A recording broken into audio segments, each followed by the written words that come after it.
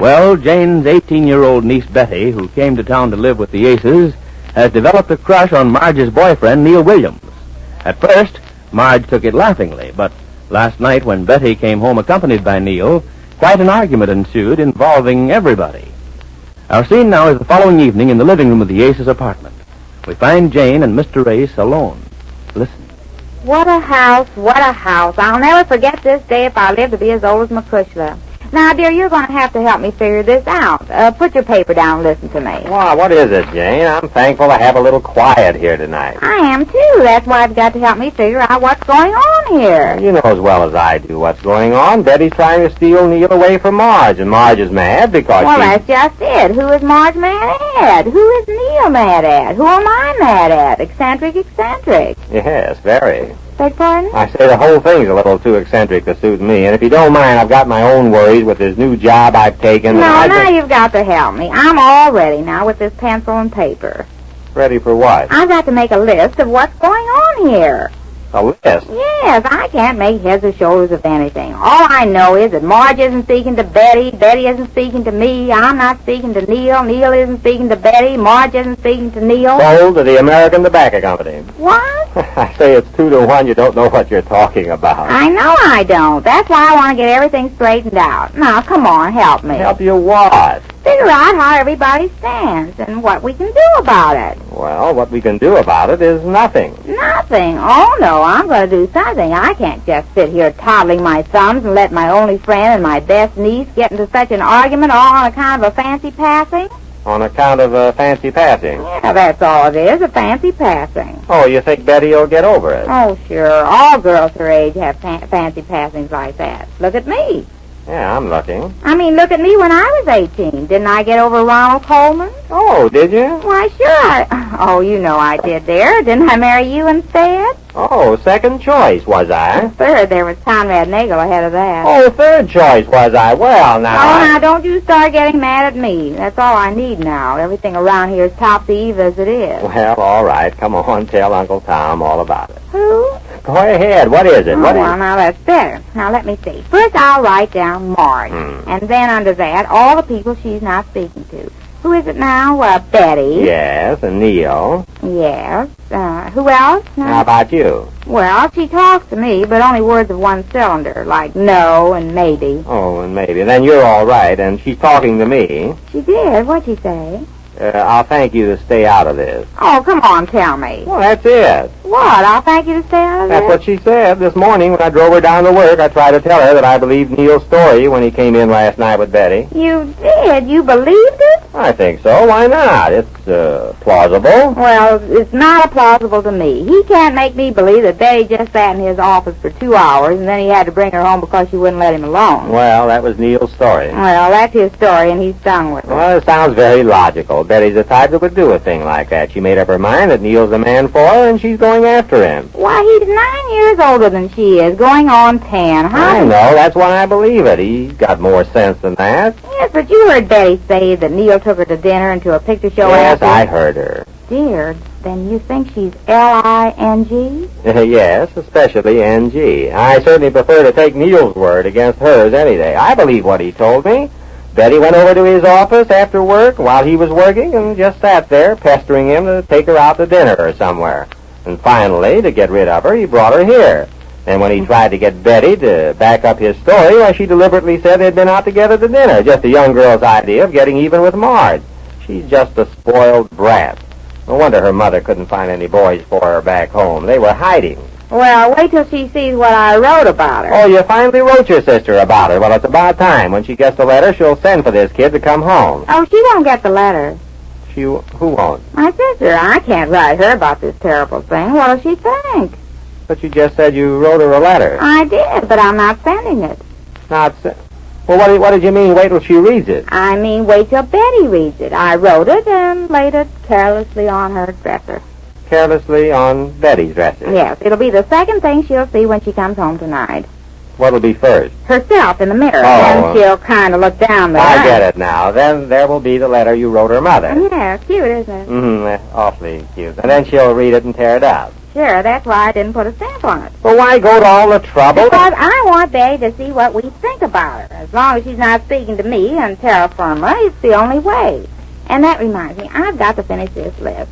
Next is Neal. He certainly played hammock with everybody. I'm not speaking to him, and Marge isn't speaking to him. Are you? Oh, I'm speaking to everybody. Yes, that's one thing about you, dear. I've got to give you credit. You're so repulsive. Yeah. Now, let me see. Who else is unspeakable? How about Neal and Marge? He's speaking to her, even if she isn't speaking to him, but she won't let him speak to her. Oh, that's the point I tried to make to her this morning. I said if she'd only let him explain, she would see... Oh, the telephone. Excuse me, my dear. Oh, that's quite all right, Jane. You're welcome. Hello? You want to speak to Marge? Who is this? Hold the phone. Oh, it's Neal. Oh, he wants Marge? Yes, but what I just did, I spoke to him. So what? Tell him Marge isn't here. Oh. But, Jane, she isn't here. You've got to talk... Oh, give me that phone. Oh, you can talk to him. You're talking to everybody. You tell him. If you aren't... Hello, Neal. How are you? No, she isn't here. No, I'm not. She's not home. She stayed downtown this evening. Didn't even come to dinner. What stalling? Jane wasn't stalling.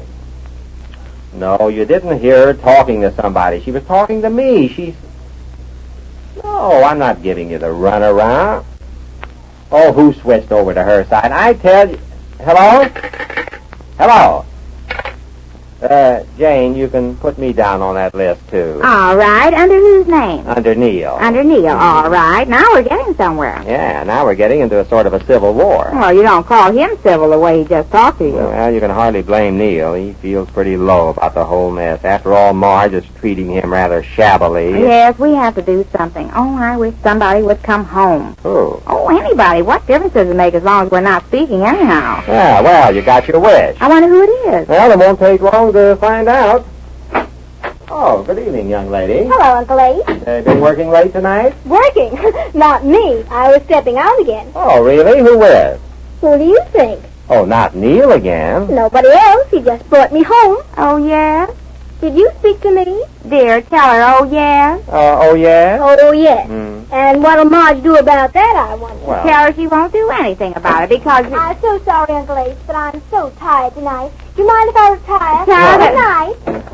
well, there you are. If that doesn't convince you, she was out with Neal. I knew Neal was telling the truth last night. Why, that little flivver. Flivver? Yes, imagine telling a lie like that. I had to go in there and... Oh, no, I won't. Now, just wait till she reads the letter I wrote her mother. That'll be worse than a spanking. I bet. Well, it will. You just wait and see. Wait till she comes to that part where I said she ought to be ashamed of herself. Jane, you didn't say that. Yes, I did. Oh, but Jane, after all... Well, I couldn't help it. I was mad. I believe when you have to say a spade, you say a spade. I doubled. What? Here comes the next person you're not talking to. Oh, do you think it's Marge? She speaks to me, but Oh, only... I know. Only words of one cylinder. I'll go see Jane. Now, don't tell her what Betty said about being out with Neal. Why not? That'll convince her that Neal hasn't been seeing... Well, look who's here. Hello, Uncle Ace. Hello there, young man. Cokie, is that Cokie? In the flush. Come in. Cokie. Hello, Mother. Well, of all people, how are you, Cokie? Fine, Mother. How are you? Just fine. Well, if you're not a sight with sore eyes. Gee, I'm glad to see you. I thought you'd be glad to see this overcoat. Yeah, but just looking at that. See the belt back there? Yeah, quite a garment. Did you get a baseball bat with it? No, I didn't. I asked the man about it. Oh, you did ask him, though. Yeah, but he said they don't give him anything anymore, especially when you buy them on time. Oh, you bought it on time. Only $2, and I haven't missed one payment till tomorrow. Till tomorrow. What happens Well, you see, I don't get paid till Saturday, and I won't have to the get money. paid? Where are you working? Oh, didn't you know I was working? Oh, Cokie, where? I'm a bouncer in a dance hall. A bouncer in a dance hall. A bouncer, isn't that What's that? Oh, sort of like a policeman. You know, kind of walk around and see that everybody behaves themselves. A bouncer, why, Cokie. Yeah. Well, how is the bouncing business these days? Oh, fine. I bounced 4 fellas last week. 4. Isn't that cute, Cokie working? Yes, as a bouncer. That's so sweet. Yeah. And you see, I don't get paid till Saturday, and tomorrow I have to pay $2 on this coat, and I'd like to borrow $2 till payday. Oh, I see. Well, I think that can be arranged if you're going to be sure to pay it back. Oh, sure. What does he want there, $2? Yeah, and you understand, Cokie, that I want to be sure to get this back. You know, things haven't been going so well with us lately. Yeah, I saw Neal. He told me you lost all your money. Yes, we did, Cokie. Gee, that's too bad, old-timer. Oh, yeah, well, thanks, my friend. Here you are, $2. Thanks. I'll sure pay you this back the first thing Saturday morning. Jane, I took the trouble of sealing this letter and putting a stamp on for you. What? I found this letter lying on my dresser. I read it before I knew it wasn't meant for me. I sealed it for you and put a stamp on it.